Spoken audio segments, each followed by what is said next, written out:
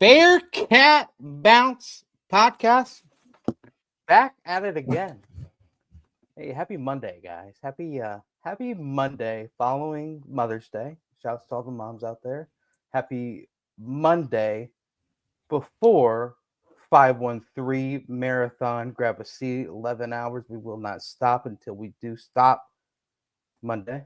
Happy Monday following a 1 win in 3 games, but 2 wins in 4 games this past week for the Bearcats baseball team in line to get into the NCAA tournament. And happy Monday, following in addition to a coach onto the football staff, in addition to the schedule for the basketball team, and an award, a highly esteemed award to one of the hymns, if you will, the hymn, if you will, and the group with him as well.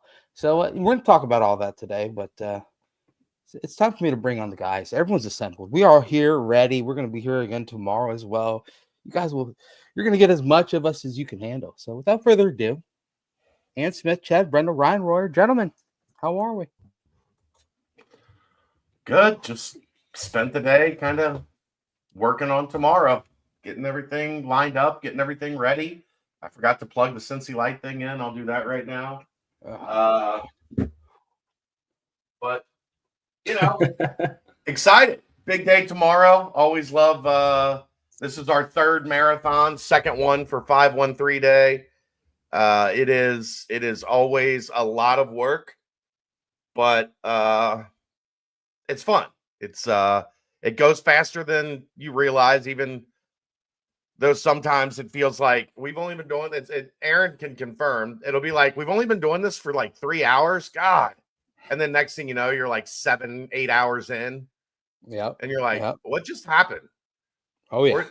We're in the home stretch. Especially when we go guess, and we're like, let's go. We're going to have a bunch of Cincy Light stuff to give away. If you haven't seen, go to their Instagram page. The first post on their Instagram page is how you get registered. You follow Cincy Light. You follow Bearcat Journal on Instagram. You tag a friend, and that'll get you registered. We're giving away 15 prizes, I believe. Ooh. We've got a Cincy Light t-shirt giveaway that we'll be doing every hour at the bottom of every hour. So 10:30, 11:30, 12:30, 1:30, all the way through to the end of the show.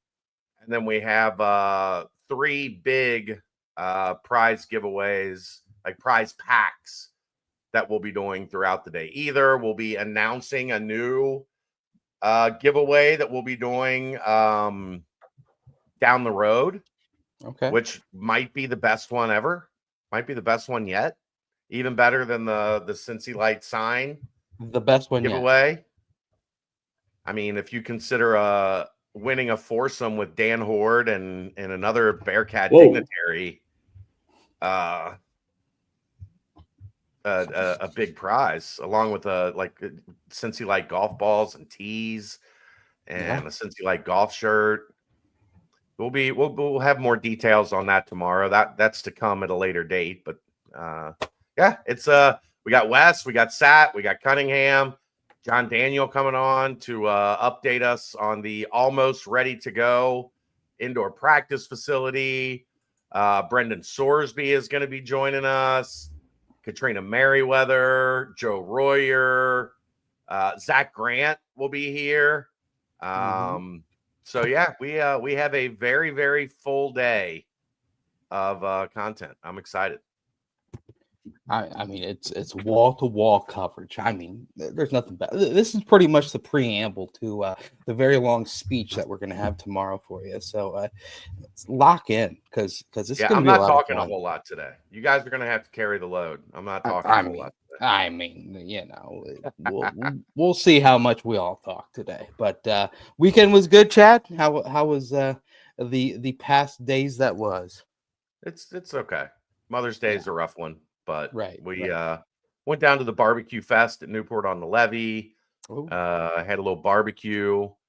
Had a baked potato with brisket and a couple pieces of pork belly. That was pretty good. So, it was a good weekend. You a burnt ends guy? Oh yeah. Oh, yeah. Gosh. I Does love it beat the Real turkey burning. tips at Alabama Q? I mean, if you give me some actual burn ends, some real burn ends, there's very few bites of food that are better than that. Oh, completely agreed. Wash it down with a tasted bear, maybe a Cincy Light. So what is this? Yeah, oh yeah, one of those. So what is this? A new reveal that Cincy Light's doing another flavor potentially? Is that what I've been Maybe. seeing? We'll see. Kind of, Let's get through coming down line the first. pipelines? Yeah, let's Let's get through line first. Completely agreed. Which I've heard glowing reviews for. So I got to try it a week and a half ago. It was outstanding. And I'm not a huge lime beer guy, but it was really good. Oh, I love it. I absolutely love it. Well, shout out to Cincy Light here in the Cincy Light Studios. Aaron, sir, how are we? How was the weekend? Right on. Hey, off to a banging start. Oh, all right. Sorry, my Ryan, how internet- was your weekend? That's being complete garbage.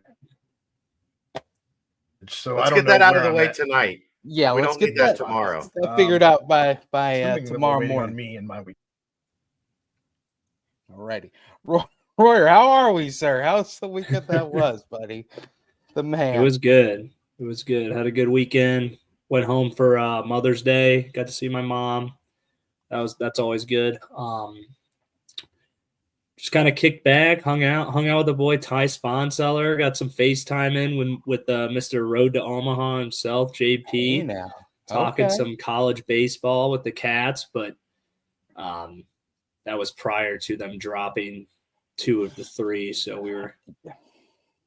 we're hoping that they can turn it around here and sneak their way in. But it was good. It was a good weekend. I mean, they're seemingly in good shape. We're gonna talk about that here in a bit. But yeah, I mean, oh man, the bottomless mimosas were flowing last night. Yesterday morning. Let's just say that. Shouts to the moms. But yeah, weekend's always great. Now we are here live. We're a week, about 2 weeks out, week and a half out from the Indy 500. So very excited about that. Gonna be going back to all in Indiana for that one. So, but tomorrow's the main day. Tomorrow's the big one. It's 513 day. We got to get locked in. We got to get ready for it. And if I remember, during the first subathon, if you will, the long marathon that we had before 513 day, one of the best guests we had was Danco Joe of Danco Transmission and Auto Care. I tell you what, Joe graced us with his beautiful presence on that subathon for a couple hours, if I recall. And he did his darndest. And if you want to have a type of conversation that we had with Danco Joe that same day, head over to Danco Transmission Auto Care. While your car's getting fixed, ask Danco Joe his thoughts on the Bearcats football team, basketball team. Tell him Chad sent you. Tell him Ryan sent you. Tell him Athens Aaron sent you. And get $10 off your next oil change, 10% off your next fixing over at Danco Transmission and Auto Care. Let's go ahead and continue to just kind of before we dive into the other storylines, just a little bit more of a preview of tomorrow, Chad. When does it start? And obviously you kind of have the laundry list of names that are confirmed and what kind of the goal of tomorrow yet again is, obviously, because Cincy Reigns, Cincy Light, just everyone involved. Obviously, it's a big cause outside of obviously being the greatest day if you are a Cincinnatian.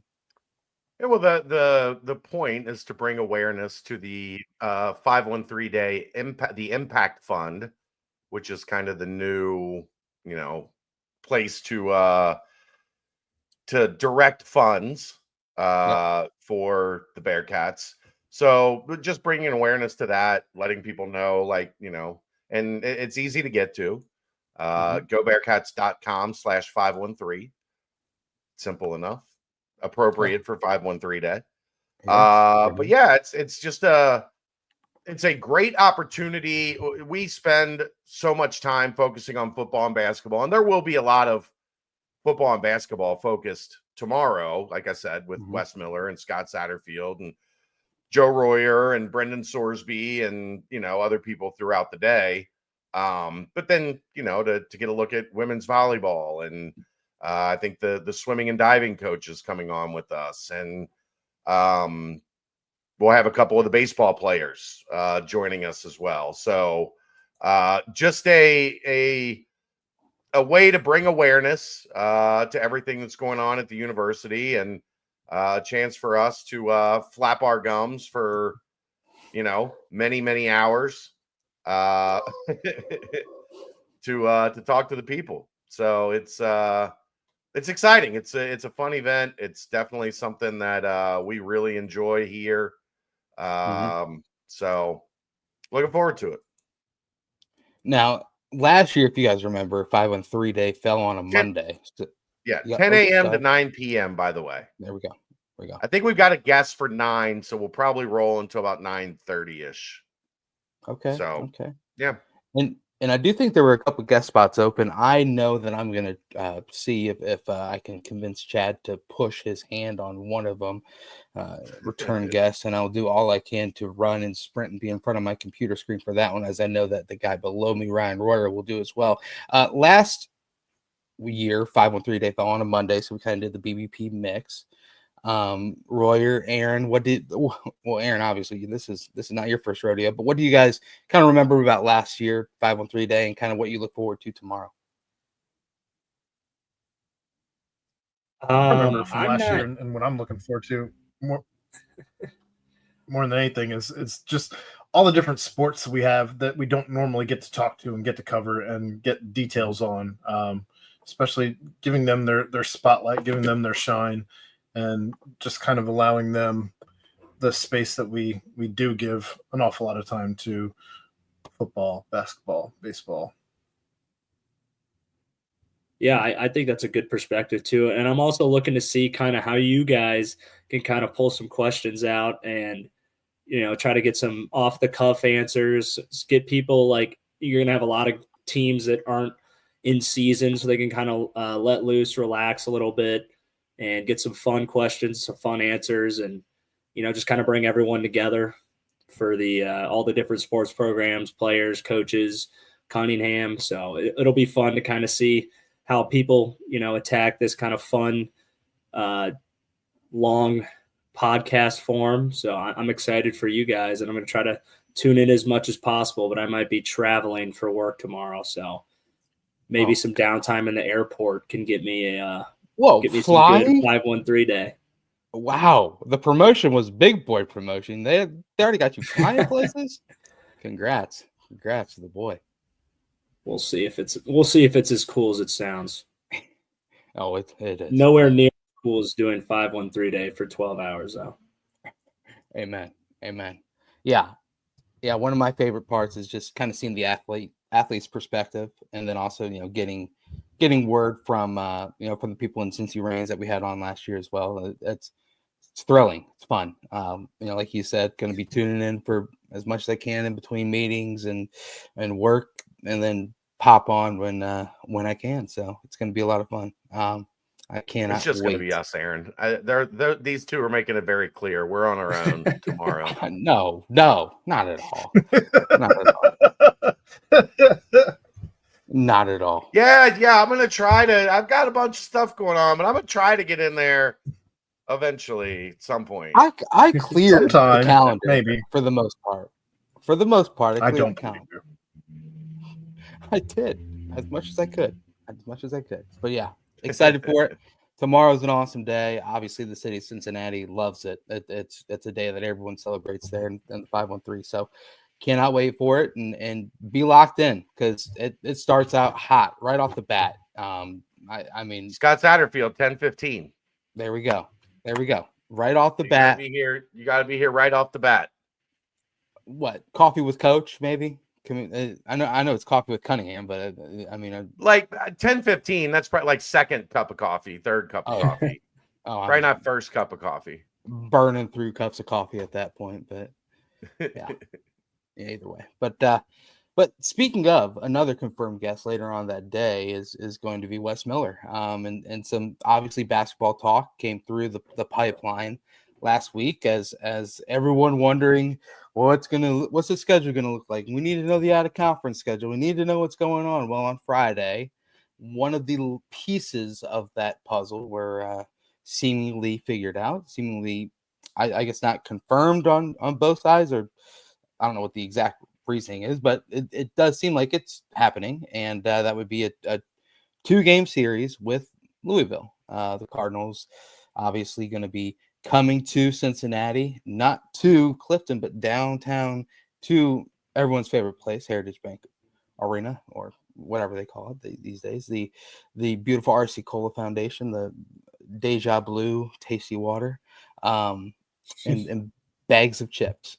Then the return trip to Freedom Hall, which is actually closer to Louisville than the Yum Center is, which is to Louisville's campus than the Yum Center is, which is funny to say that is a neutral court for Louisville. But either way, rivalry is back again. Obviously, these two teams have played a bunch dating back for a very long time. The most recent game played, obviously, was a big win for the Bearcats. That was in Maui. So talk about a true neutral court at the Maui Invitational, an 81-62 victory. Cardinals do hold a 56-44 advantage over the Bearcats in the series, but it's a big addition. Chad, looks like you're ready to give me your It's thoughts. the longest intro in the history of intros. I mean, this is called podcasting. We're supposed to just talk, right? No, I thought we were supposed to get this done quick. We're at 18 and a half minutes, and you just introduced the first topic. That's a good point. I mean, the mailbag will probably keep us here another hour. So, yeah, we should get things rolling. But thoughts on Louisville added to the out-of-conference schedule?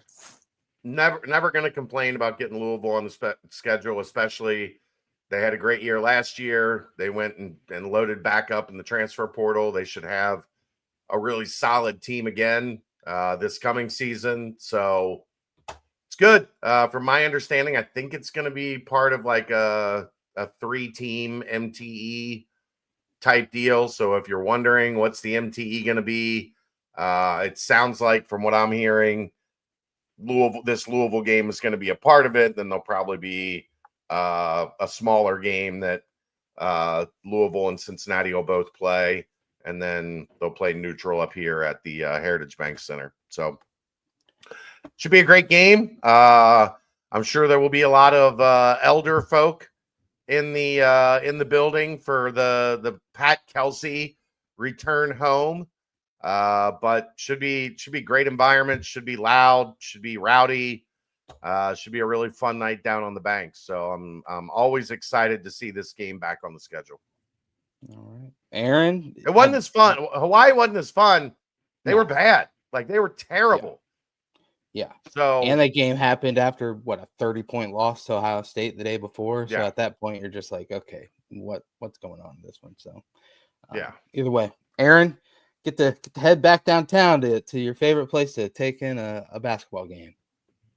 Well, I haven't gone to either of the ones at Heritage Bank, and I doubt I'll be going to this one either. But that all said, no, it's good to see them playing Louisville again, especially if they're going to do these games against teams in the out of conference that are local. Like they did this with Dayton. Now you're doing it with Louisville. I think this is perfect the way that they're doing this. You're going to have plenty of butts and seats because they're both local big teams. And if you're going to mess around with this NIL stuff on a neutral site, might as well make it a game worth watching. Give the fans what they want. So I don't know. I'm all for this game being put up like this, and I think it's a win-win for all parties. I agree. Yeah, I like how Louisville's kind of resurged lately because they're having some really, really down years. So it's good to get them on the schedule when they're kind of coming off a good season. They got a head coach who's got a lot of fire, brought a lot of energy back into the program. And we got our head coach who has a lot of energy, and he's really trying to dig himself out of the depths right now. So it's good to have that time of the year will be a good kind of resume builder, be good competition. Both teams are going to be playing hard and looking to see kind of what their identity is. So it's a good test that is only going to help the team, as they get closer to Big 12 conference play. It's better than playing low major. So it's good all the way around. 18 conference games again this year in the Big 12 going back. 20 was just an insane thing to do from the get-go. But either way, back to 18 next season. Chad, you think that a handful more, maybe 3-4 more of these Power 5, Power 4 level type teams to round out the other conference with the other mid and lows? I'll ask Wes tomorrow. Okay. I know it's been the transfer portal is just kind of pushed. I mean, you're just now starting to see some of these agreements get released. I think everything kind of got pushed back because it used to be you would get to April and people would start working on their schedules. And now it's just portal for pretty much the entire month. And now people are kind of getting into the nitty gritty of getting the schedules kind of worked out and navigated. So I don't know. I'm not sure what exactly the formula is. I know they wanted to get kind of the MTE thing situated. And then once they got that locked in, kind of build around that. And obviously you're on the road with Xavier. I would have to imagine you're gonna want some home and home type. Yeah. On there because Xavier's road this year and Louisville's going to be at Heritage Bank. So, right. And you're back to 18 Big 12 games. So you're going to have 13 non-conference games instead of 11. So a little bit more to work with. Xavier on the road and Louisville neutral is a good way to start. Let's see what they can do to kind of add on to that. Yeah, and speaking of the transfer portal, the crazy way that college basketball is, Cincinnati will play Ryan Conwell for the 4th straight season on 4 different teams when they take on the Louisville Cardinals next year, which is just nuts. USF, then Indiana State, then Xavier, now Louisville. So has had a coaching change every year. Every year. Coaching change at USF, coaching change at Indiana State, coaching change at Xavier. Now he lands at Louisville. Maybe you don't want to recruit Ryan Conwell. Yeah. You're going to be at a different school the next year. Yeah. I mean that price tag adds on a little bit more to it when you're like, listen, I promise I'll be here for at least this year. Just come play for me 1 year. As far as transfer portal goes for the Bearcats, I mean, obviously it seems as if there's smoke around, the action's still going on in that realm. Nothing to add publicly. I guess go onto the board and hope to see something happens. I don't know if you're safe saying anything, or if you want to, or if you just want to say, hey, things are still cooking. I mean, the only name that's really left in the portal that has a lot of traction right now is Baba Miller. Mm-hmm. All indications were a week ago that he was going back to FAU. That seems to not be the sure thing that it was a week ago. I think it's still in play, but it felt like it was imminent at this time a week ago. And now it feels like it's a little more up in the air. UC is involved. So if he's not going back to FAU, that means Cincinnati's a possibility. I don't know exactly where that stands or how likely it is that he comes to Cincinnati, but I do know a week ago it felt like it wasn't going to happen because he was going back to FAU. Now that doesn't feel like such a lock as it was a week ago. So fair enough. One thing that is known on the scheduling front is that the UC baseball team will not be playing Indiana tomorrow. Potential inclement weather has canceled that game. But they did go 2 wins out of 4 overall games last week. 1 of 3 on the road at TCU. The RPI is up to 35th in the country, which is pretty damn good when it comes to NCAA tournament talk. Royer, you mentioned you had a little FaceTime with the boy JP, little road to Omaha himself. 1 out of 3 on the precipice of the NCAA tournament, right there. This weekend series obviously has a lot of importance when they welcome Kansas State to town.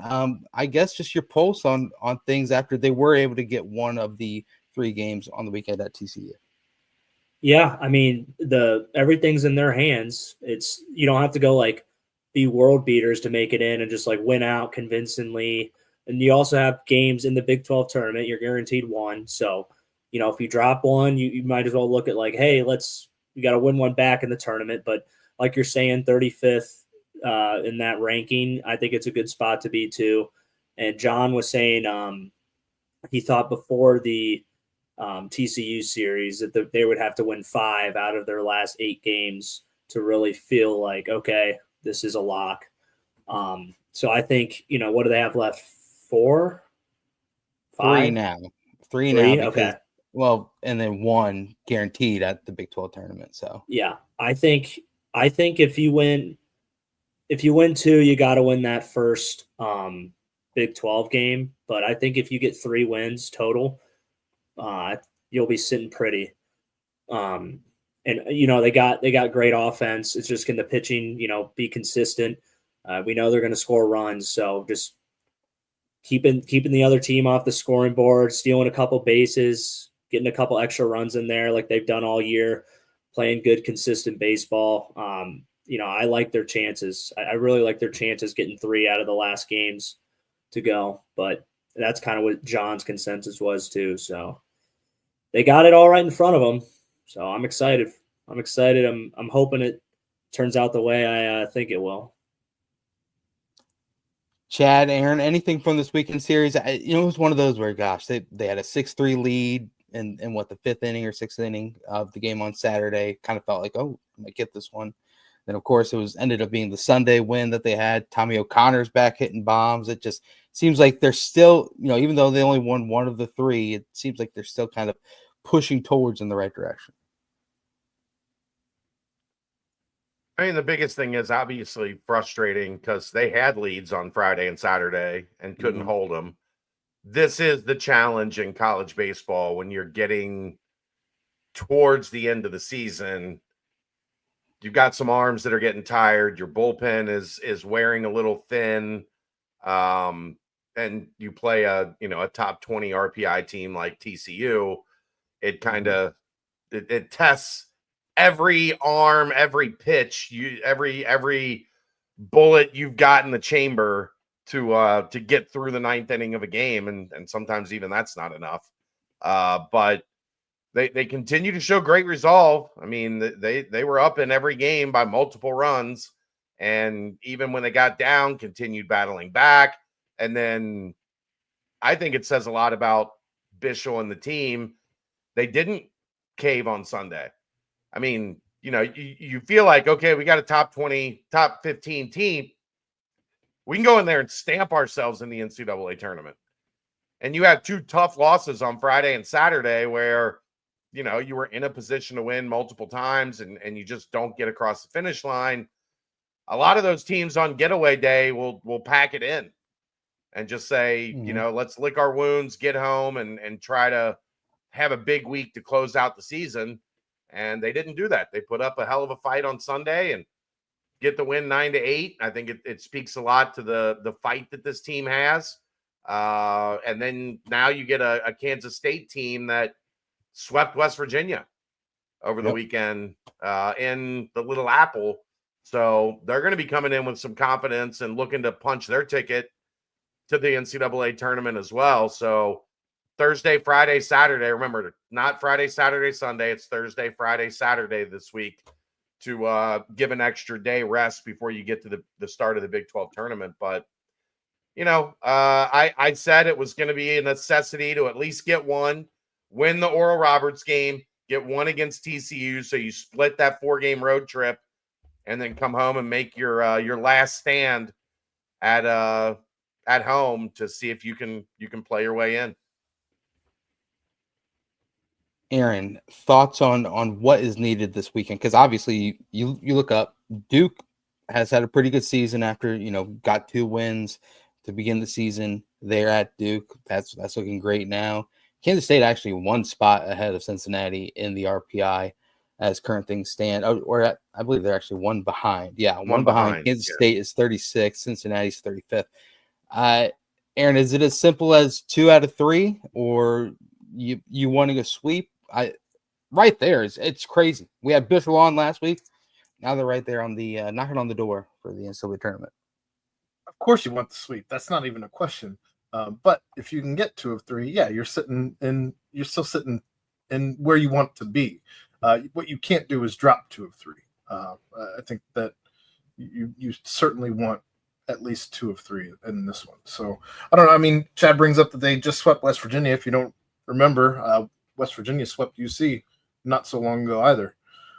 So baseball's weird. It never makes sense until you get to the end, and then it all starts to make a little bit more sense, but it's still weird. And so I don't know. Just great analysis. You're welcome. Just keep doing what you're doing.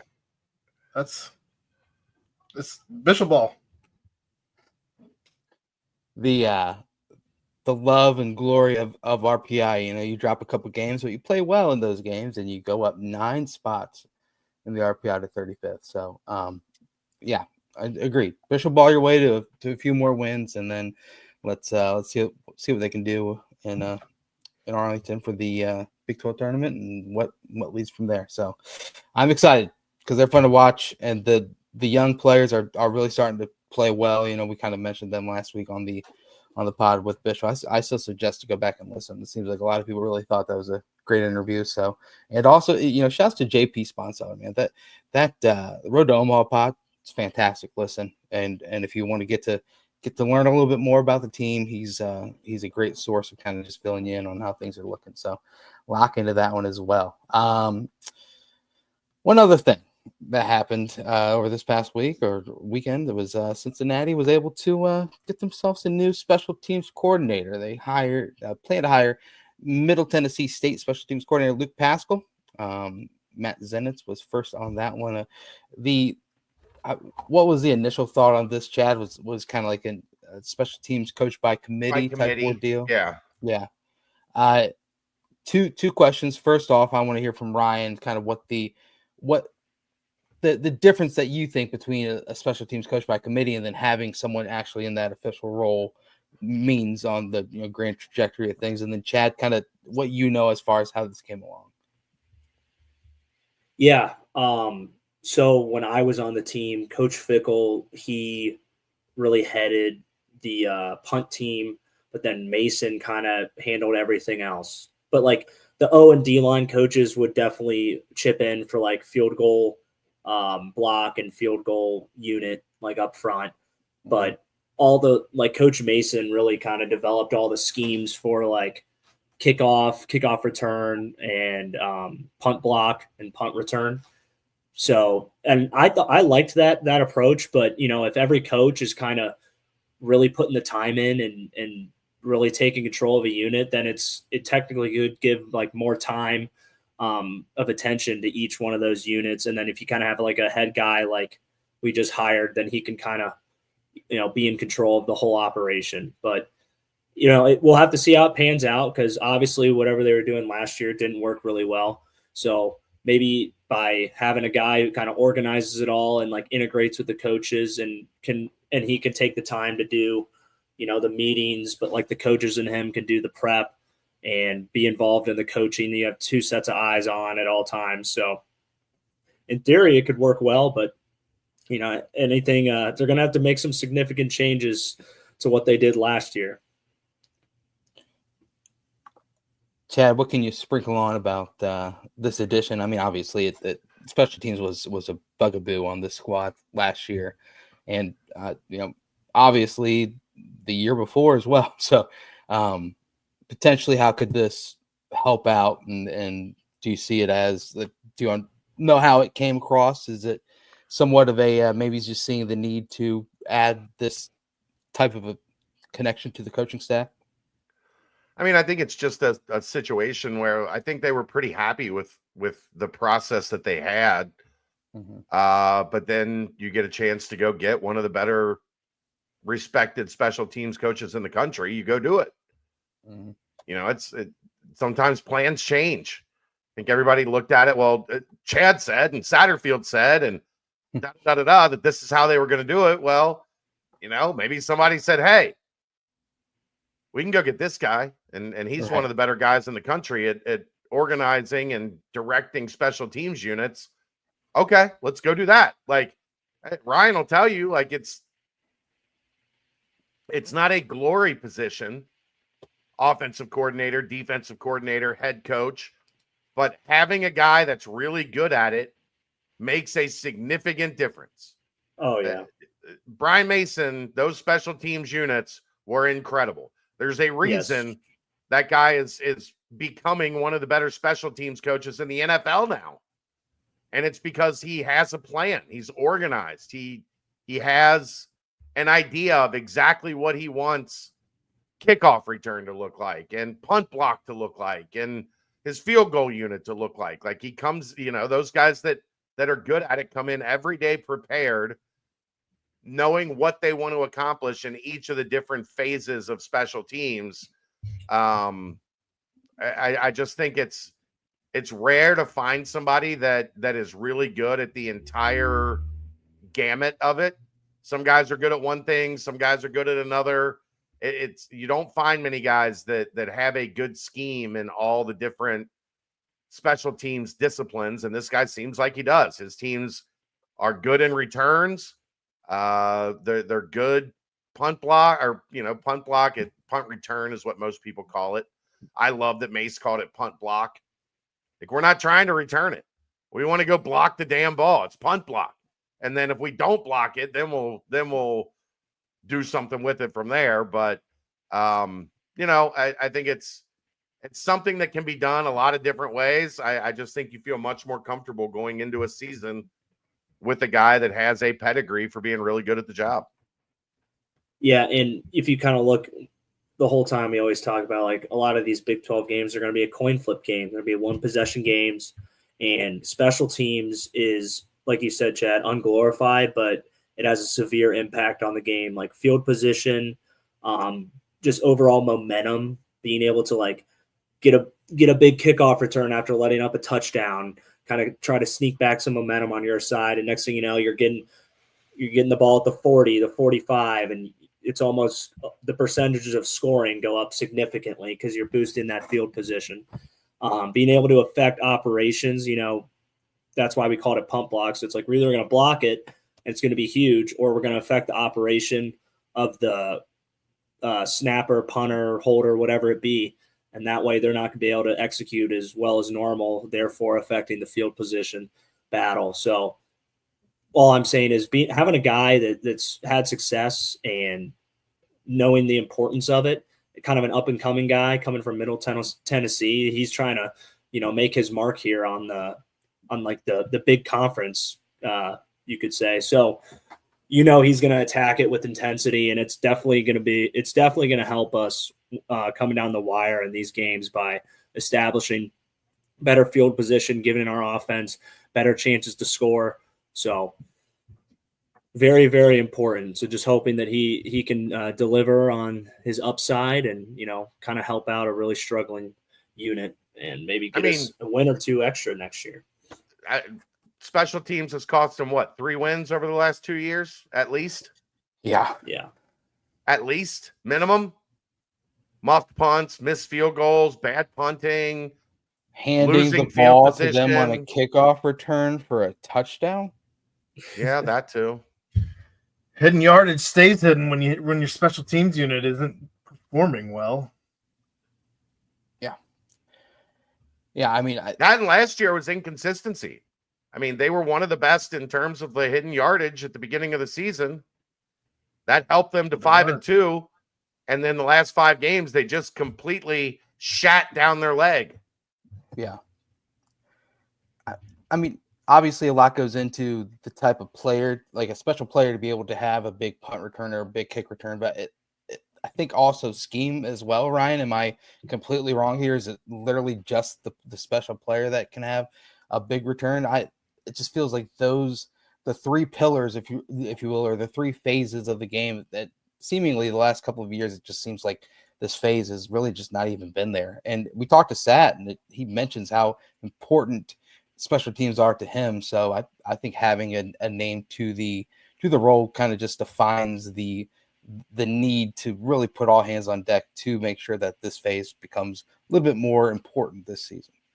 Yeah, and you mentioned all hands on deck because the recipe is you want your starters to be on special teams. You want the perfect mix between guys who aren't starting, but you still have difference makers and playmakers, that do start on offense and defense to be out there, and that's just reinforcing the importance of the units. That hey, this is how we win games, and we're going to put our best players on these units, and then we're going to mix in guys who give a shit about this and don't view it as like a demotion to be on special teams or how it's not a big deal to be on special teams. They treat it like, like for me, for example, I played like 10 plays a game all on special teams for 2 years. And there was probably like 10 other guys who were in that boat. And like, that was our livelihood. It's like, this is all we can do really to help the team when it comes to being on the field. And like, we cared so much about it, and that like establishes a culture of importance. And then when you look to your left and right, you see like Kobe Bryant, you see Sauce Gardner, you see Myjai Sanders, you see Wiley, and you're just like, holy shit, like this is like they're out here too. Like this is like we're going after this thing. Like we're trying to steal yards, we're trying to steal momentum. And every single week, I mean, special teams meetings were super freaking intense. Like you would have thought Coach Fickle was, back at like his D coordinator days, coaching for like the national championship with Ohio State. The way he was in there just screaming, and it's a big deal. So that's the kind of message you need to send. And I think bringing in a guy who's trying to make some noise, I think that's a step in the right direction. And maybe look to get some of your better players out there. And don't just view it as like a way for them to get an extra blow on the sideline. Yeah, I always love seeing Myjai out there on kickoff team. I was like, whoa, he's really gonna be running down there. What a force. Let's go. But yeah, so good addition. Let's see how he adds in. Obviously, gonna see a lot more of that when camp rolls back around. One last thing before we start ripping is shouts to the Cincinnati Athletics. It's named the Big 12 Sports Medicine Staff of the Year, voted on by the peers. So shouts to him, the Senior Associate AD of Sports Medicine, Aaron Himmler, and overseen by Chief of Staff Brad Pike. We've all talked about Aaron Himmler on here numerous times, just kind of the GOAT in his avenue of things. So wanted to give a quick shout there. And anything from you guys on that one? No one more deserving, man. No one more. I mean, the way him and his staff navigated the whole COVID thing, the operation they were able to just come up with on the fly and make sure we're all ready to play throughout all that. I mean, their dynamic approach on like active recovery stuff that, was definitely at the forefront of college athletics, and people who, really care about, getting us on the field, but also care about us as players. Can't think of the countless amount of things they were able to support people through. That just didn't involve, getting it back on the field so the coaches get off their ass. So Aaron does it the right way. He wants to get you on the field. He wants to get you back, but he's always looking out for you outside of sports. So I was not surprised at all to see that. So big shout out to Aaron and his staff. I love it. They're the best. Like they are. Just being around Aaron and Bob on a regular basis and watching not only the way that they do their job, but the interactions, the relationships that they have with the players. I don't think people realize how, and Ryan can speak to this, like how important it is to trust your training staff, to fully believe that those people are working in your best interest, because there's a lot of places that the coaches will have an overactive hand in how that relationship is built, and that's really, it hasn't been the case here from everything I've seen. Like They have the best interest of the players at heart.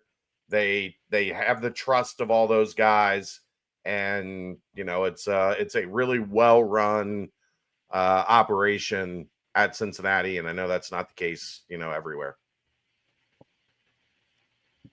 It's another feather in his cap. It's not his first award this offseason, so really no surprise on my end.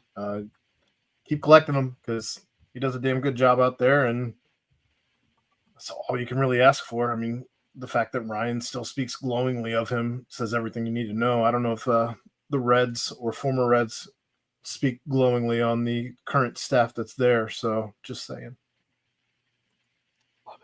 Love it. All right, well, hey, that's how you fill 45 minutes of a BBP before we start riffing right there. Let's go ahead and timestamp this sucker, and I agree, Aaron Himmler is him.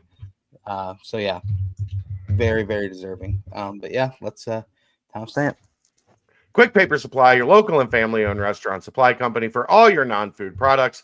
Quick Paper services over 150 restaurants with weekly low minimum next day deliveries, providing a wide range of food service products, to-go containers, cups, custom printed products, eco-friendly, and much more. They also have cleaning and restroom supplies for all your janitorial needs. Call Nick 513-470-2029 and reference Bearcats for 20% off your first month of purchases. Boom, baby. Ryan. Do we have a read? No, we don't. We are still sponsorless on this particular segment. Oh, True. Who knows, man? They're not We messing gotta with get the a riff sponsor. and with Roy. Well, I mean, we're just we do still riff, just not doing it in the new way, if you will. So Yeah, take it away there, Ryan. all right. Kind of a more on the lighter side. I know you guys got 513 day tomorrow. Who is your number one choice for someone you can pull into the 513 day marathon that you don't already have locked down? And anyone from Bearcats world. Okay. Player, coach. If we've got like 3 hours to fill, we could probably try and get Marty back on. I was gonna say Marty, because you only have to ask him one question, and that's it. Take it away. All right, that was the 513 marathon. We like to thank everybody for tuning in. Sorry we couldn't have Wes on. He will be on the BCJ pod tomorrow. Thank you for Marty coming on. You could have lunch. You could actually drive down and pick up a pizza, and go to the bathroom. Hit a drive-through. Go to the driving range. That was legendary, Aaron, though. It was. Keegan texted me today. He was like, "How do we schedule like when we're gonna eat?" And I told him, I said, your lunch breaks are at 12:47 and 6:23. Oh, just whenever we get a chance to scarf down a little bit of food, we scarf down a little bit of food. There's no scheduling it. Like there's no timetable for how to make this thing work. Doesn't he usually walk around with like he has walking protein bars? Like he has them in his backpack, like at all times. Just pack your lunch, bro. Eat whatever it is. Figure it out. I mean, it sucks because we have had it happen. I've talked about it a million times. It's the only podcast episode that was ever lost to technology, and the people never got to hear it. It never got to see the light of day. But I'd love to have Jason on, Kelsey, and just get even a small 15-minute glimpse into the chaos that is that man's life right now, with 4 young kids and traveling, all over the US and the world, and being more famous than he probably ever would have imagined in a million lives. Just hearing from him, I think would be awesome on a day like that, to kind of give that perspective of, you never know what it could become, because He was a walk-on linebacker and is now one of the most famous people in all of American sports. So, Yeah. One of these days we'll get him on here. Nico Palazetti. But also, maybe we could have like a little like dual cast and bring in Taylor Swift and Ice Spice and kind of just see how they feel about, dating Bearcat all the way out fame. I think Ice Spice would have a pretty cool view on what 513 day means to her, so that'd be an interesting answer. But yeah, no, I mean, obviously just the typical names that you can, the white whales of the world out there would be the answer. But as far as tomorrow goes, speaking realistically, Nico, if you're listening, would love to have you on. Coach Bishel, game is canceled tomorrow, would love to have you on. So yeah, it's a couple names I'll throw out there. Aaron, what you got? Still Travis and with Marty? Yeah, probably Travis and Kmart. Yeah, that'd be awesome. Chad, didn't you have Gino on during COVID, and like the audio was kind of like corrupted a bit, but you guys were able to like clean it up enough and post We got through it, yeah. I kind of remember listening to that one and hearing the mention of the lost pod that was with Jason Kelsey. So yeah, I mean, those are the names up there at the top. Roy, what about you? You kind of weren't a Bearcat fan growing up, so what's kind of the white whale out there that you would love to have a nice little sit down chat with? Bob Huggins. Okay.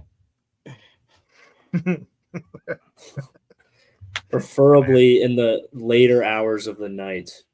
Okay. It's going to have to be on somebody else's podcast network.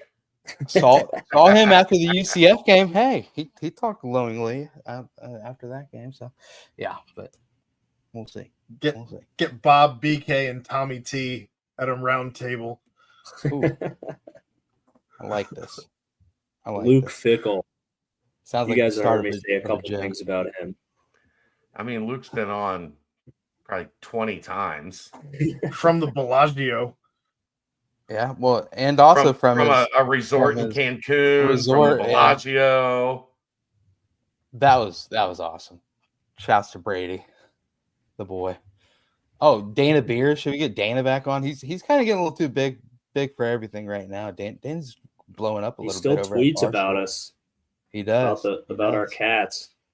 So, he's a loyal fan. We haven't given him much to be happy about. I know. His inclusion in the fan base is kind of when everything went wrong. So it's a good point. Just saying. It's so funny. He like apologizes. He's like, "I'm sorry, I chose it. It must be me." It had literally everything went downhill since right after the playoff. Not yeah. him. Right. Right. Well, that's a safe way to say it.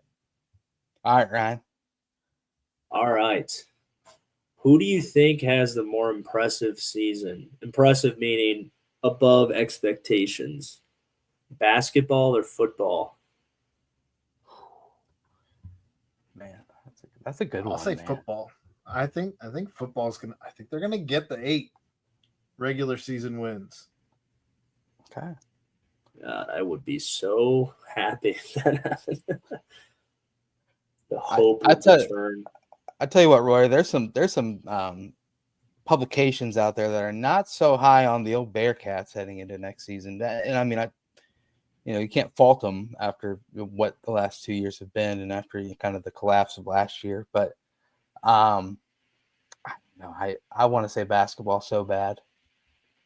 What's the expectation of basketball? Right, exactly. It's like, what are we saying are the expectations for both football? The over under 6.5. So are we saying as long as you get to my 7? Expectation is 7, but if they don't get 8, I'm gonna feel like we're effed. Basketball expectation is to make the tournament. I think that's literally that you can't even ask for anything more. Just make the tournament. I don't care. Like, I don't care where you are in the Big 12 standings. I mean, obviously, I don't want it to be like they're terrible, but go on a miracle Big 12 play-in tournament run. They could. and then be NC State and take it all the way to the Final Four. You got to make the tournament straight up. I don't want Okay. to plan. Yeah, no No. plan. Man, I feel like there's still one piece away on basketball to really be like, okay, let's get over our skis again for another year. But I don't know, man. The quarterback position is just so important in football, and I think Sorsby's pretty damn good. I saw a ranking today, or it wasn't today. It was, I think, Friday maybe. Mhm. The ranking of the quarterbacks in the Big 12, and Sorsby was 12th out of 16. Jesus, I'm good. gonna ask him about that tomorrow. Yeah, put it on the bulletin board. Really. We all know his capability. I think a lot of things kind of got exposed at the wideout position last year that made his ability to succeed a lot harder. But there were definitely some plays he made that he would like to have back too. That kind of, I think, lost us a game or two. But that him being 12th is insane. I think he'll be up. I'll think he'll be right up in there in like the top 4. Would be my guess. Now the Big 12 does have some really damn good quarterbacks. Surprisingly so. Probably the top conference as far as just the quarterback position. I would say For next year, I think it might be on paper. Yeah. Yeah. Chad, what's your answer? Is... Yeah, 12 is not good. What's your answer on this question? Good question, Ryan. Good question. I think it's basketball because I don't think the Big 12's had a great portal. Like right. I don't know how and you guys know I'm a big proponent of how good this league is. Mm-hmm. I think there's some question marks for next year. Yeah. Like, Houston returns 2 starters or 3 starters, but they're counting on 3 freshmen to come in and heavily contribute. That is not the Kelvin Sampson MO. Right. I don't think Baylor's done a good job building their roster. I don't think Kansas has done a great job building their roster. I think there's some teams that are going to be bad. Colorado is going to be bad. I think Utah is going to be bad.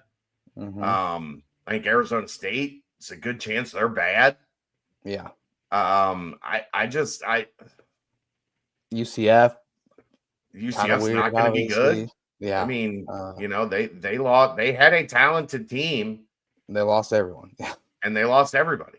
And they haven't really made any splashes in the portal to replace them. Like, I think you're looking at we always joke around about like that old Big East where the top was so good, but DePaul and South Florida and Seton Hall was bad there for a while. Like there were usually St. John's was rough for a while.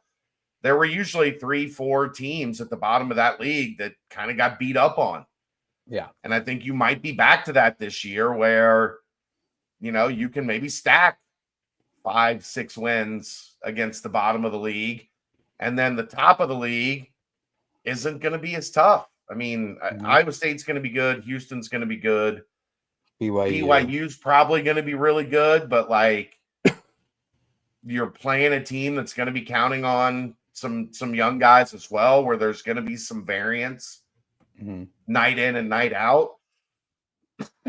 I think football is interesting because it doesn't look like there's really going to be anybody that's bad per se, but it doesn't look like there's going to be like a surefire top of the conference type team.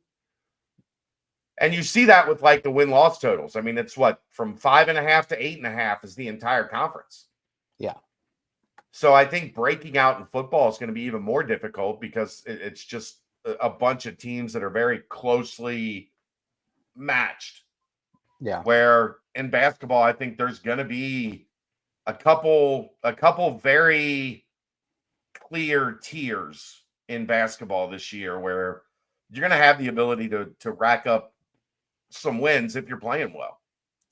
Yeah, and I'm all on board with you, but as well, someone could look at UC's roster and be like, oh, well, they only bring back Jizzle. I guess they also bring back Day, and I mean, no one else. So how is their portal going to fit in and look? And obviously, us as fans, we see the dogs that we brought in. They kind of just have that extra tick. That one thing that we said. I don't think it's that, Brent. I think you can look at it and say there are guys that have actually performed at this level.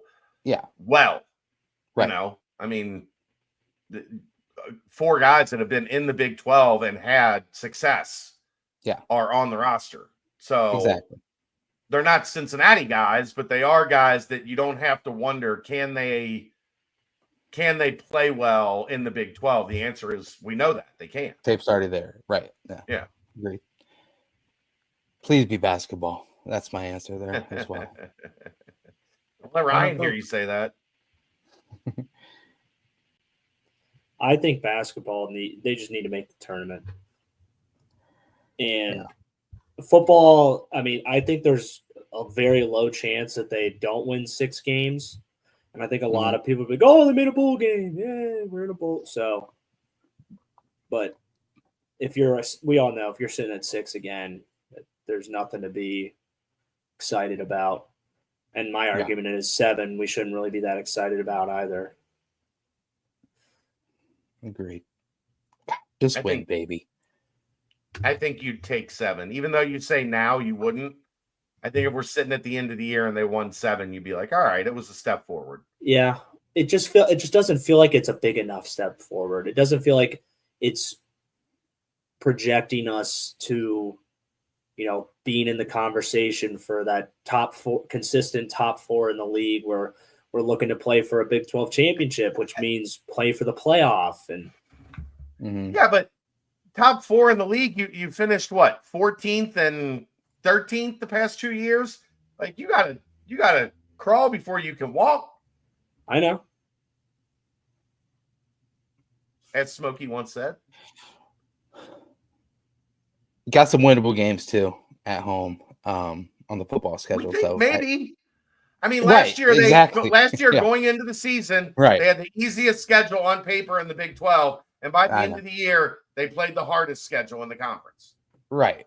I guess it is the most unpredictable. That stuff never makes any sense anyway. No. Not in this league. In a lot of leagues it does, Aaron. The Big 10, the SEC, what those standings are going to look like every year. Right. Right? Alabama's going to win the West, and Florida's going to be pretty good, and Tennessee is going to be pretty good, and Georgia is going to be, Alabama and Georgia are going to be the top 2, and Kentucky's probably going to stink, and the Big 10, Penn State, Ohio State, Michigan, and then everybody else is kind of fighting for scraps. The Big 12, you don't know a damn thing.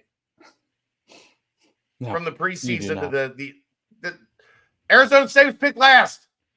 Yeah. Year before that, West Virginia was picked last, and they finished 4th? Yeah. With a chance to play in the Big 12 championship game. Yeah. By the end of the year. Final weekend of the regular season. Right. It's nuts. It is nuts. All right, Royer. Give us the next one. All right. Carrington Cross. We've seen that level of dominance for the baseball team. Pick one player on the football team and one player on the basketball team that you'd like to see exhibit this type of performance. Sorsby. Sorsby and Jizzle. Answer. Yeah. Sorsby and Jizzle for me. Because I think I think if Jizzle becomes the level of Carrington Cross, we're talking Big 12 Player of the Year, then you're looking at a basketball team with, obviously, what you're getting in Chom, and you know what the other pieces are. Then, hot damn, that's a damn good basketball team. Because winning Big 12 Player of the Year also means that you are winning football games or basketball games on top of it. I'm going to say Sorsby is the answer for football and Shauna Bayev. Because if you got that level of play out of the small forward position and Jizzle and Day gave you what they did or similar to what they did last season, and you got a new Sean center who can give you what he did at UCF last season. I mean, that if you're getting that kind of productivity, Carrington Cross type numbers out of Sean Abayev, he's going to be a lottery pick, and they're easily making the tournament. Top 5 pick if he's the Big 12 Player of the Year. There's no chance he's Big 12 Player of the Year. If he was putting up Carrington, if he was batting 400, No, well, yes. Chad's just saying that hypothetical is not real, but we are living in hypothetical land right now. So yes, Aaron, I love your answer. I love your answer. It'd be Carmelo Anthony. It would for many of the same Anthony. reasons as Aaron. I'll go with Chom. Oh, number 1 overall pick. I mean, Mustafa Chom. A chance to be a first round pick. He's going above a lot of projections right outside the first round. Chance to play himself into a first round selection. A chance to, I think, if you're asking, mainly because who are the other great centers in the league? He has a chance to be first team all conference center. Yeah, I think Hunter Dickinson's waiting on his Hunter Dickinson's waiting on Social Security. He's waiting on Social Security. I mean, I think it's but yeah. I guess you could. He plays both the 4 and the 5, but yeah, for like the big man, whatever. If it's more of a guard wing heavy all conference list, you could see Toppin maybe get the nod at the 5. But I think if he comes in and plays to that level, one, you're going to be in the NCAA tournament. I think if he puts up 14 points, 8 rebounds, and 3 blocks a game, like that's a substantial night in, night out performer that this program has not had, especially from a big man, in a while. So a chance to play himself into the first round of the draft. There's not a whole lot of 7'2", 240-pound dudes that can get up and down the floor and shoot threes and, block shots and rim run and do all the different things. So if they can bring him in and get him playing at, a high level, I think he's that Carrington Cross type. Man, I don't think there's a wrong answer there. And since Sorsby seems to be the consensus, I'll change it up with Joe Royer. Okay. Chance to be a first round draft pick, chance to be the number 1 tight end in college football. If he comes in and remember, he had statistically maybe the best season for a tight end in UC football history last year. And there were people still wondering, why aren't they using him more? Right. So we could even take on another this show. step. We're wondering that. Yeah. He could even take another step over what was an all-time season at a position that historically is very good at the University of Cincinnati. So I'll mix it up and go Royer and Chom. And at this time next year, we'll be talking about Cincinnati had 2 guys go in the first round, one of the NFL draft, one of the NBA draft. Boom. And you know what, to make it even crazier in this hypothetical world, what if Caldwell just goes out there and does become Megatron? We're talking about him going and as a top 15 pick. That was my football pick. There we go, Royer. I knew it. Love it. Good questions today, Royer. What was your basketball one? Your basketball pick?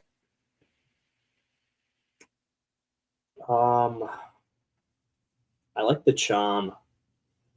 I like that from Chad. Yeah. So I think unicorn.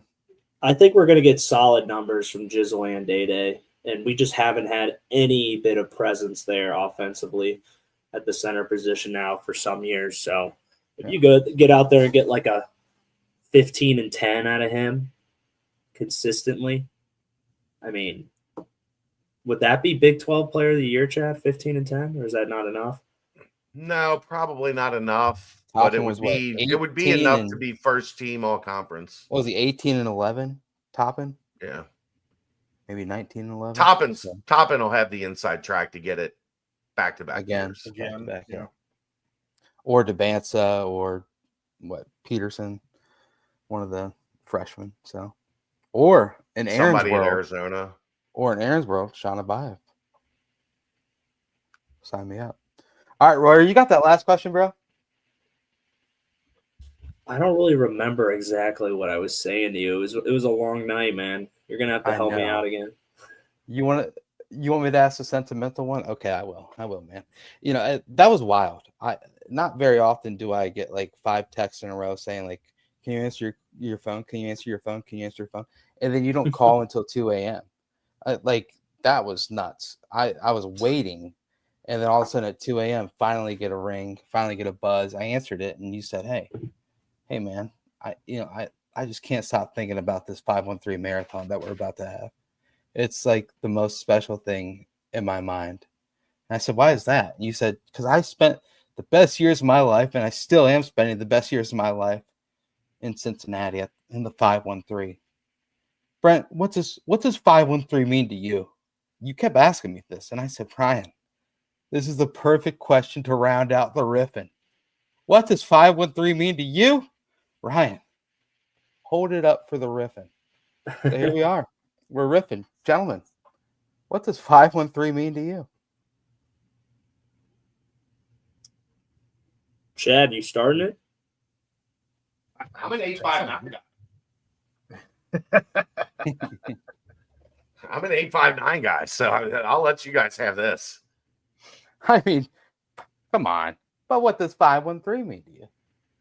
I'm old enough to remember when you had to call. You were still calling 513, but it was long distance to call Oxford at 513, Miami Oxford. So that was where my aunt lived. But yeah, 513.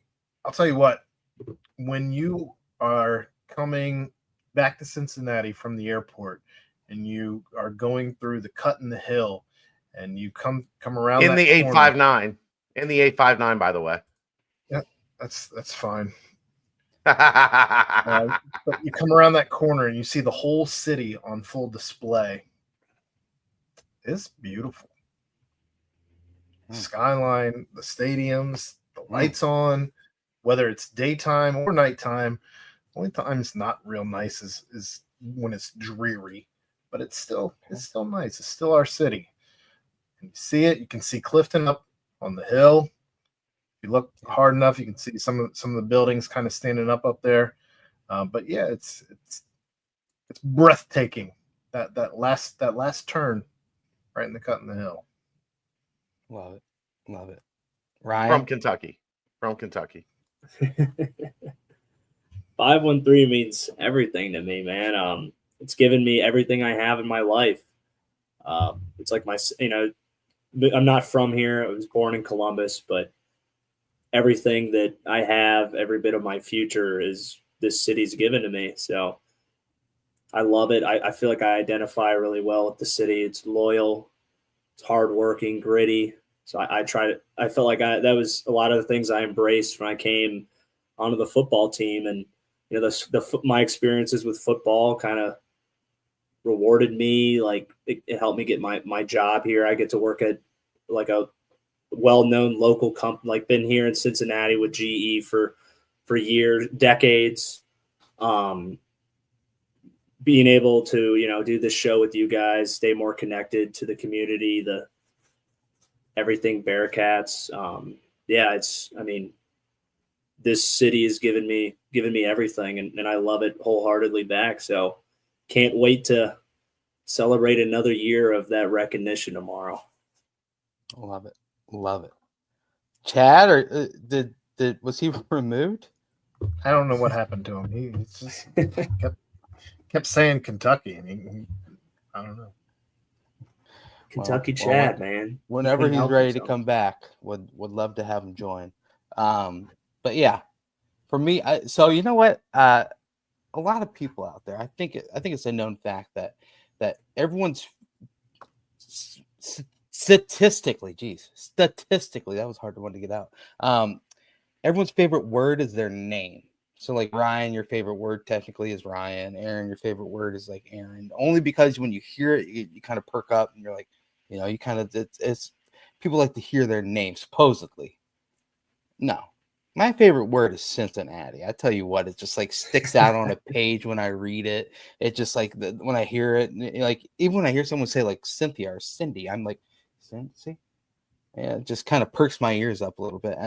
So I'm hardly home, but I'm always repping. You very rarely see me without a CPAW on, and it's safe to say that the 513, just everything that Ryan said. I didn't go to school there. I was born there, grew up there, but it's still just something that I just hold just too close to the heart, way too close, because I love it through thick and thin, and I think that's like the epitome of the city. So Cincinnati, the word, golly, I like just the way you spell it, just the way it like looks. Oh, there's nothing better. 513 grit, hard work, blue collar, love it. Chad, you still in Kentucky or I'm are you still, yeah, 513? I'm still in Kentucky, but here's the thing. I'm the rare Kentucky, native that embraced Cincinnati more than the Bluegrass. Okay. Started going to games, Reds games with my dad, Bearcats games with my dad, Bengals games with my dad. Like I was a 513 sports guy from the start. So even though I was born over here in God's country, I'm a 513 guy, and it is provided outstanding career opportunities. We've developed this into the premier location for Bearcats coverage, Bearcats conversation. We have, the best guests, as you'll see tomorrow on the marathon. I remember when the Reds were a good baseball team. I had yellow seats at Riverfront Stadium for the Reds Pirates NLCS. Okay. So the 513 has cultivated a love for sports, a love for the city.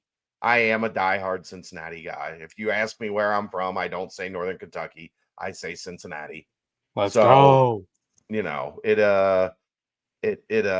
would make all the Xavier fans that I always see in my mentions.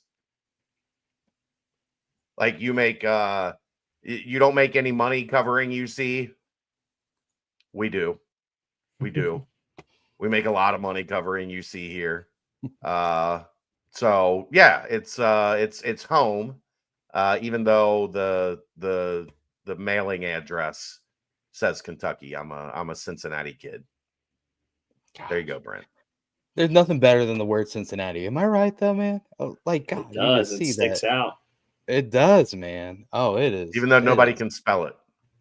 Right, exactly. It's that part is nuts. Like Big 12 Media Day. What are we doing here? But hey. What makes you think there's two T's at the end? Cincinnati. Right. Cincinnati. It's not Cincinnati. Right. It's Cincinnati. One T. See? I mean, right there. I mean, gosh, Cincinnati chill. I mean, like, God, you could go on. Cincinnati, such a sexy word. God, I love it. Okay. Well, hey, that's just even more excitement before less than 3 hours until 513 day. And we're gonna have that big old marathon tomorrow. Let's go ahead and timestamp this. We've got one question in the mailbag, and we're gonna get out of here. Quick Paper Supply, your local and family-owned restaurant supply company for all your non-food products. They provide mostly disposable restaurant supplies, to-go containers, cups, pizza boxes, to-go bags, can liners, napkins. They've been open since 2009 and are one of the largest minority-owned companies in the city. Call Nick 513-470-2029 and reference Bearcats for 20% off your first month of purchases. And that brings us to the mailbag, brought to you by Costallo. Find your coast with real fruit experts. Costallo is THC soda made with real fruit, all natural ingredients, and all naturally derived Delta-9 THC. Enjoy the smooth, nostalgic flavors of red cream, grape, and orange soda, along with lemonade and other seasonal varieties. Costello can be found online at retailers or in over a dozen states and over 300 retailers across Ohio where adult beverages are sold. Can't wait? Go to Costello.com, COASTALO, and use code BCJ20 for 20% off your next online order and have these tasty sodas sip directly to your door. Sip, relax, and coast away. Please drink responsibly. Must be 21 to purchase. That was awesome. And we will be having a BBP in the future where we all enjoy some Costellos and then just talk. So look forward to that one. Aaron said no, we won't.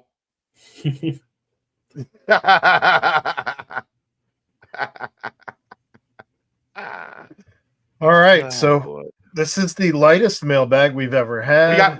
We've got a football right here. Oh, one popped in, huh? Evan We got in the we had chat. something similar to this a couple weeks ago. Chad, you want to go ahead and read it? Or Aaron? Actually, this is you. Aaron, go ahead and read it. Do you guys think we have a 1,000-yard receiver this year? If not, who do you think will be the leading receiver? I think it'll be Caldwell. I don't think he gets to 1,000. I think 800, 850, somewhere in there.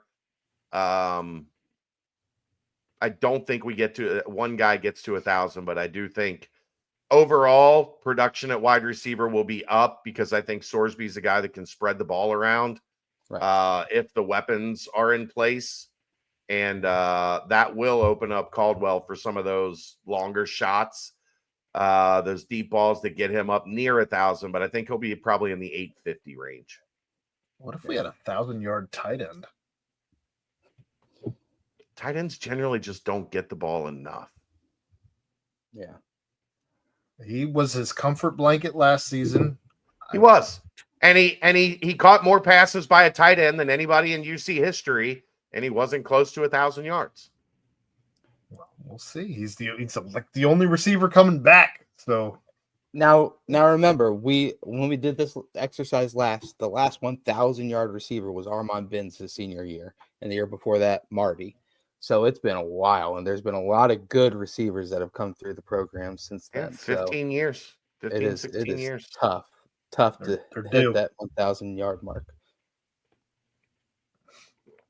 There we go. They're due. Yes, they are. We're getting peppered with questions. Let's go. Is Tawi going to have similar production carries as Kiner, or will Evan Pryor take some of that? I think they'll be about even. I think Evan, if what he showed in the spring translates to the fall, he looked better between the tackles. He looked a little bit more powerful, looked a little bit more sure of himself in those regular down and distance carries. I think they'll be a pretty even. I think it's going to be more of a like 40-40-20 split between those two and Manny Covey. So, yeah. I don't think it's going to be one like a clear cut number one like there was with Kiner. And that ends the football portion of the mailbag. Nice. Moving on to the basketball portion of the mailbag. We'll just ask Matt's question here. I missed if you talked about it earlier. Who else would you like West to schedule after the announcement of Louisville last week? Another Power 4 home and home, or a couple mid-majors at home? I think you've got to have one or two more minimum high major games to go with Xavier and Louisville. You can't have two, especially if you've got 11 non-con games and you only have, 3 or 4 games to really boost it up. I don't think it's that big of a deal. They didn't, contrary to the people that love to complain, they did not miss the tournament last year because the non-con was weak. They missed the tournament last year because they went 7-13 in the Big 12. And the non-con, 2-8. Yeah, they had a 2-8 stretch to open Big 12 play. And the non-con was not the reason that they weren't ready for the Big 12. They weren't ready for the Big 12 because they weren't tough enough to win games in the Big 12. That didn't have anything to do with the non-conference.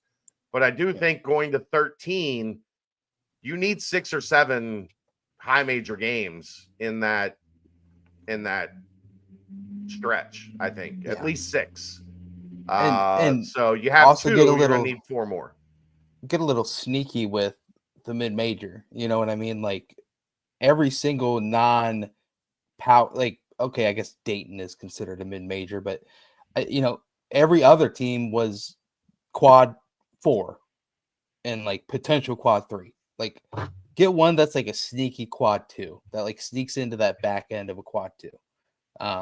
And there are those mid-majors out there. So just play the game, get that resume looking good. But yeah, there definitely needs to be more power forward. And don't do the Georgia Techs. Don't get a Boston College on there. I mean, come on. I think you're going to see an ACC. I mean, just with the ACC just now announcing that they're dropping down to 18. Yeah. All those ACC games have 2 more extra non-conference games to fill. Hey. Yep. North Carolina at Fifth Third confirmed. Thank you, Chad. Thank you for letting that one out the bag. You're an idiot, Brent. But he's our idiot. That ends the basketball portion of the mailbag. Yay! And, getting into the actual mailbag, only the banks, nothing in the baseball portion. So you have 1 week to train for either running a 7-minute mile or 12 consecutive chin-ups. Which are you more likely to choose? Megan.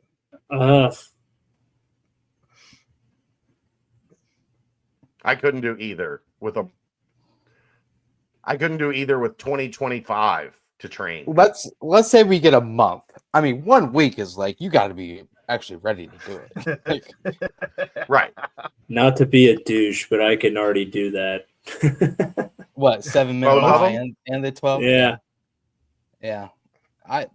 Jeez. What a Douche. What a I don't think you could run a 7-minute mile. Yes. Right I ran a. Yeah. I could put my shoes on right now and do it. Right now.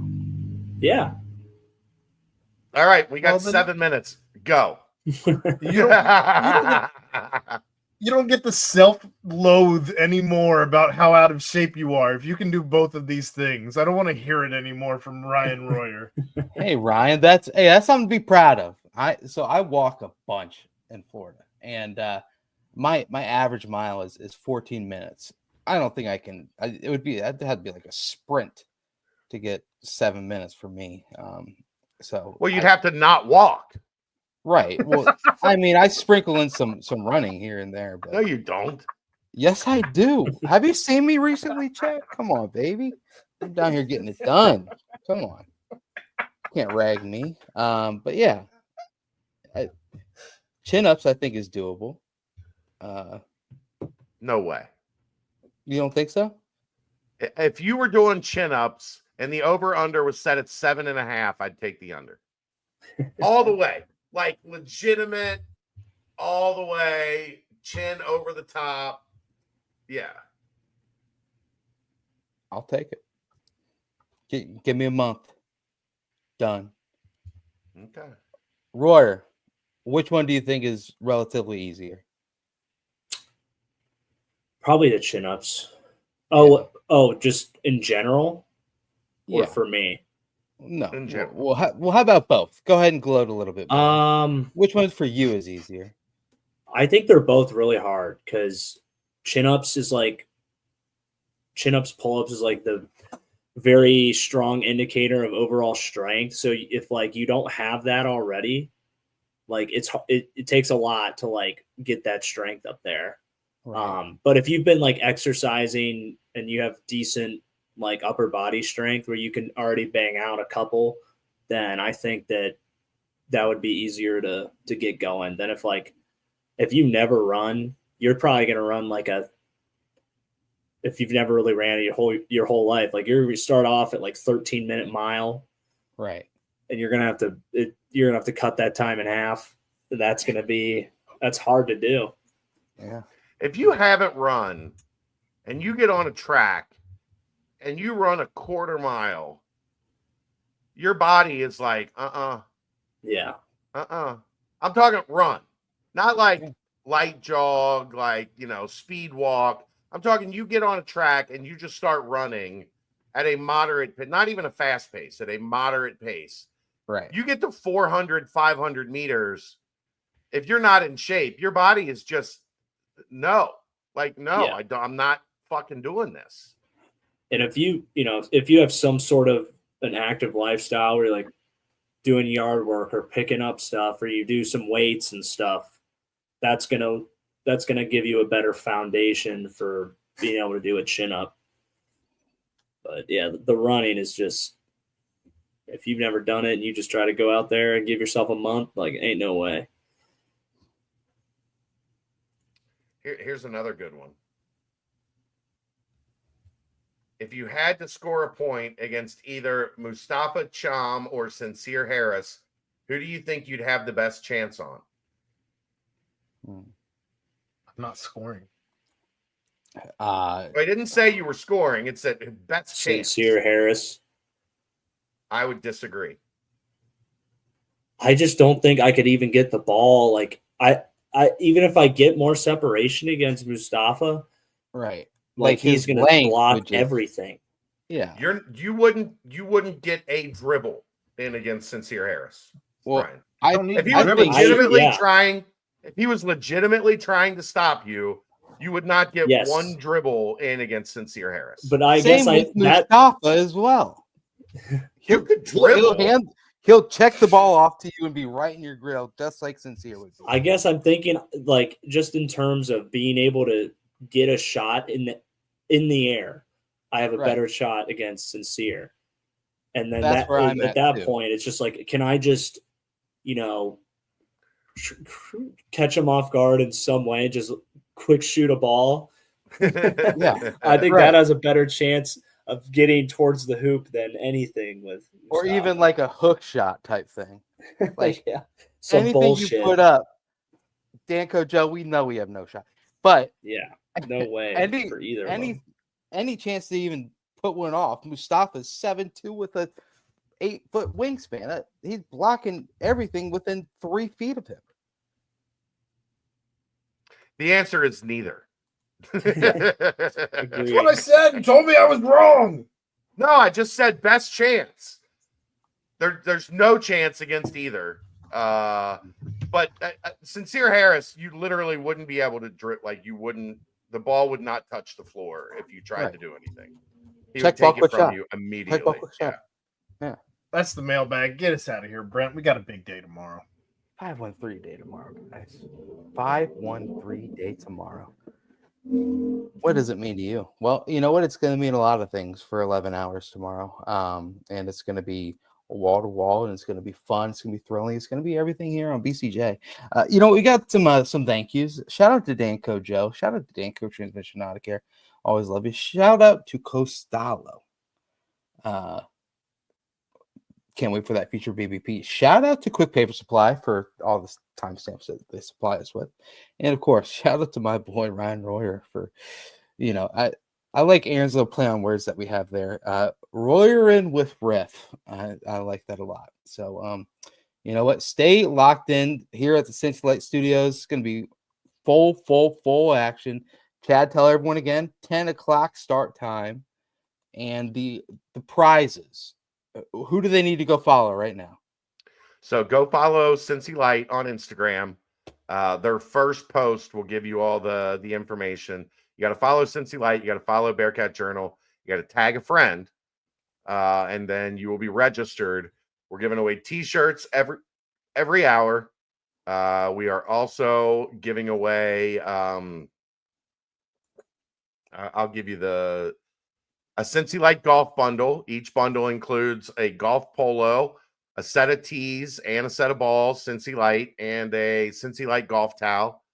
We're giving away a tailgate set, which is a cornhole set with branded bags, Cincy Light bags, and maybe one of the best things we've given away, 2 Cincy Light tap handles. Ooh.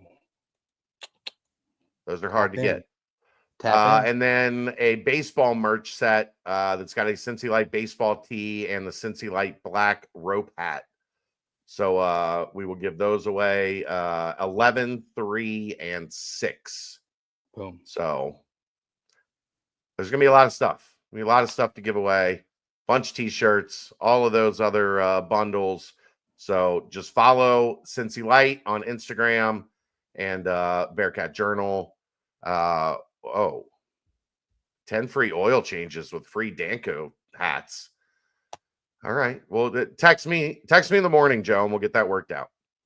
Boom. The man coming through. I will be tagging my 3 friends, Ryan Royer, Danco Joe, and Nico Palizzetti, and hopefully we win all the prizes. That will be a lot of fun. But yeah, you win. okay, fair. Take it away. But hey, guys, stay locked in. It's gonna be a lot of fun tomorrow. 513 days upon us, so Bearcat Journals are gonna bring you all the action you need. But this will wrap up tonight. So for my guys, for the crew, for the squad, for Aaron Smith, for Chad Brendel, for Ryan Royer, I am Brent Young. Yet again, another fantastic BVP presented by BearcatJournal.com. See ya.